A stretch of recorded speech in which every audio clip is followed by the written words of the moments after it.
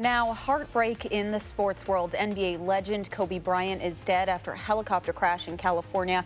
How he's being remembered. And there is a fifth case of coronavirus in the U.S., what officials are saying needs to be done. Plus, a first look at what will be a $12 million park in Sauk Prairie.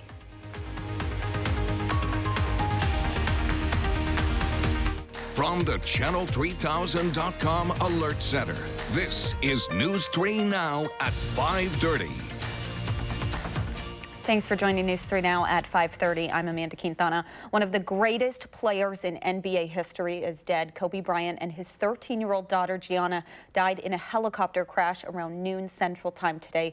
The crash happened in the Southern California city of Calabasas. Witnesses say there was foggy weather and some saw the helicopter going down quickly. They say it slammed into a hillside and burst into flames, causing a brush fire. The manifest shows 9 people were on board. None survived.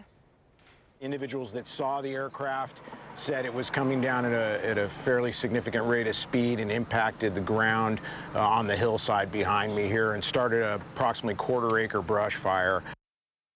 It appears the helicopter is one Bryant had owned for years, and it was adorned with his logo. The FAA and the NTSB say they will investigate the crash.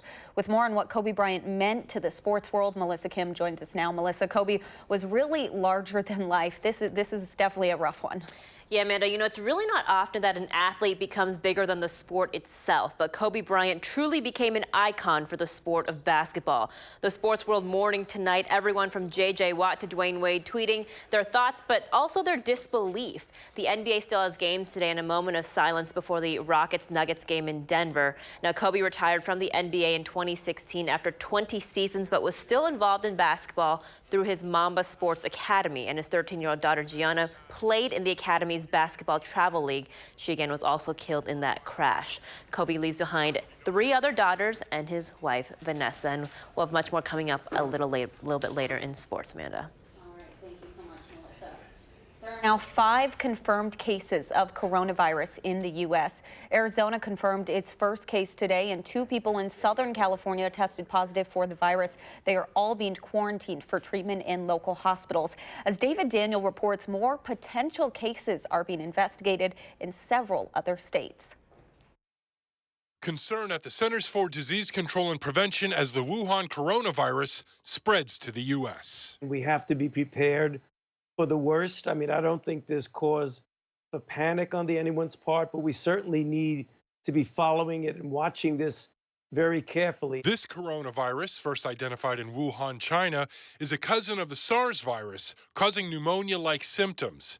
It's been reported in at least 5 countries, including the U.S., when an unnamed male returned to Washington state after a trip to China. He was hospitalized, and we're very happy to say that he is in satisfactory condition. Health officials worry air travel may help advance the disease. The CDC is sending dozens of staffers to some U.S. airports to inspect people who are coming from Wuhan. This is a focused, proactive response to make sure that these particular travelers are getting appropriate screening before they're able to move on to whatever their ultimate destination is. Health officials say viruses don't respond to antibiotics, and this one can be spread from person to person. This is flu season, so we wash our hands, we cover our mouths when we sneeze, and when we are ill, we stay home from work so we don't expose other people to infection. I'm John Lawrence reporting.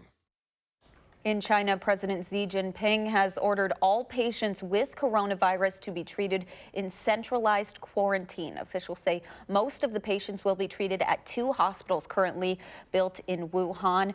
Authorities in the port city of Shantou are shutting down all public transportation. Ships, vehicles, and people will be barred from entering or leaving the city beginning tomorrow. That's affecting about 63 million residents. Let's get a look at your first alert. Weather now. That mild, foggy weather is sticking around, right, Dana? It really is. We're going to end January on a pretty quiet but foggy and cloudy note. Conditions from this afternoon just continuing on for the next several days. Here's a look at our visible cloud track for your Sunday. Of course, a thick, cloudy sky, not just for southern Wisconsin, but we're all sitting in the same boat. Nothing coming down with our Doppler radar, though. It's going to stay quiet, and yet again, Temperatures overnight holding pretty steady. We'll only drop to the mid-20s for our overnight lows with a light breeze. Plan on a quiet start to your work week for Monday, but we'll take a closer look at some light snow and flurry chances for the end of the week in just a few minutes. Amanda? Thank you, Dana. 2 people are in custody in North Dakota in connection with a missing child case in Trumbull County. Authorities say 34-year-old Jessica Cleesby and her brother, 52-year-old James Cleesby, were arrested without incident last night for kidnapping her toddler child. Officials say they found their car at a motel in Cooperstown in eastern North Dakota. Cleesby's 1-year-old Sawyer Jacobs was found unharmed in their motel room. The sheriffs of Griggs County in North Dakota says Cleesby had lost custody of her son because of drug use. Today in Sauk Prairie, they're kicking off a campaign to bring a multi-million-dollar park complex to the community. The campaign event featured a 3D flyover to visualize what Culver Community Park will look like. Spread out over 60 acres, the Culver family donated $5 million, earning naming rights to the park. The park will feature year-round amenities, including multi-use fields, ball diamonds, an ADA-inclusive playground, and a fishing pond. Really wanted to create a gathering space for all. We really wanted to add to our ongoing thriving park system. We really wanted to be able to build a place where the community can gather, enjoy, recreate, and have a lot of fun. The total cost to build the park is expected to be $12 million, and the Friends of Sauk Prairie Parks have already received donations for more than half. The park is expected to open in 2023. Coming up on News 3 Now at 5:30, the trick to getting out tough stains may already be in your laundry room. We'll have some money-saving ideas next.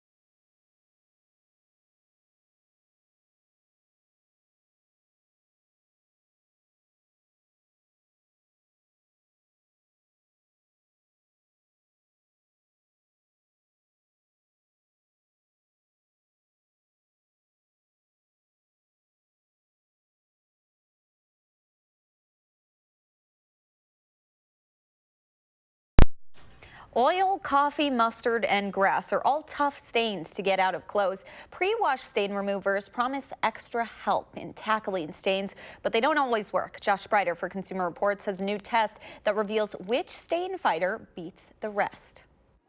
Chocolate is the worst stain I get on my clothes because I'm a chocolate lover. Coffee is probably the worst one that I've had. On my jeans, very dirty doggy paws.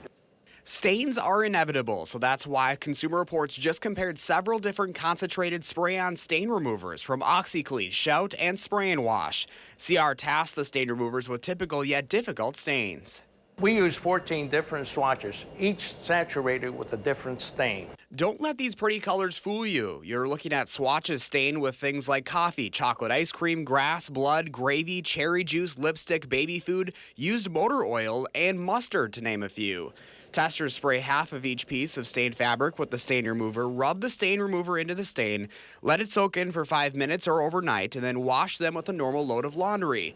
This instrument, a colorimeter, measures the color of the stained fabric swatches before and after treatment with the stain removers. An additional test was done by comparing the stain removers to 2 of CR's top-rated liquid laundry detergents. So what we did is we took some of the best detergents that we have, applied them to the swatches, rubbed them into the stain, and then put them in the laundry and washed them. And we found out that some of these detergents did better than a lot of the stain removers. In fact, only one of the stain removers performs better than the 2 laundry detergents. It's the OxiClean Max 4 spray. Or consider the top-rated Tide Plus Ultra Stain Release or Persil Pro Clean Stain Fighter regular detergents. Both came close to the cleaning power of the OxiClean spray. For News 3 Now, this is Josh Spreiter. Just remember, before you use any stain remover on actual stain, test it out on an inconspicuous part of the garment, like the inside part of the seam, to be sure that it will not bleach off the color or damage a fine fabric. Let's go to Dana Fulton now. It's still pretty mild out there, Dana. It's nice. It really is. For January, these temperatures are pretty mild. It's not summery outside, but a little bit above average for winter. We're going to stay mild through the rest of the week, so wrapping up January with these temperatures staying above average. We'll have some patchy fog overnight and for the next several days. So your drive into work likely not going to have to deal with any dense fog, but you'll certainly notice that patchy fog that we've had for the last few days. It's going to stay pretty cloudy outside. We're not expecting much sun to come on through. These cloudy skies sticking around through the work week. That's not really going to bring much in the way of precipitation, though. Doppler radar's quiet right now. There is a small chance for some freezing drizzle early tomorrow morning. Looking at 6-7 o'clock in the morning right now, we have a mostly cloudy sky. Future track's not picking up any of this moisture, but we could see some spots with some freezing drizzle early in the day. Again, not expecting any road impacts, but you may have to use the windshield wiper blades real quick for your drive into work.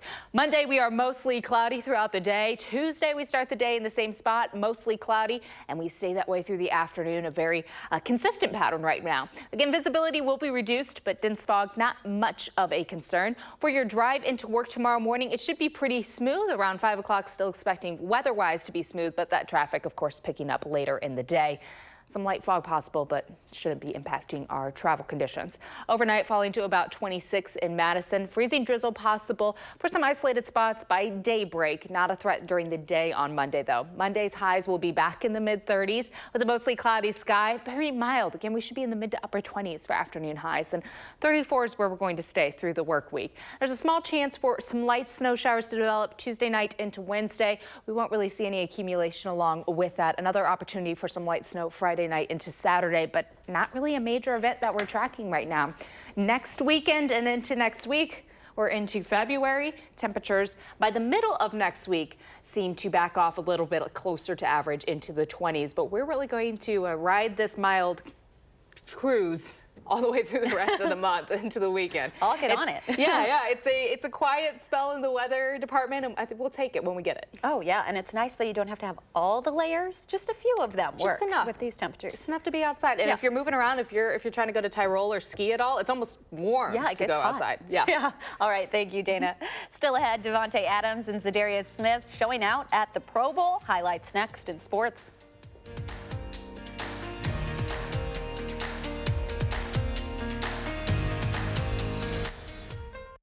Dear